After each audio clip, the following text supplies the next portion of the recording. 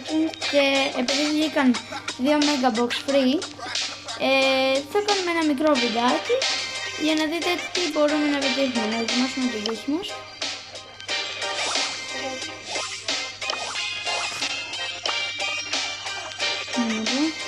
Δύο Mega Box. Πρώτο.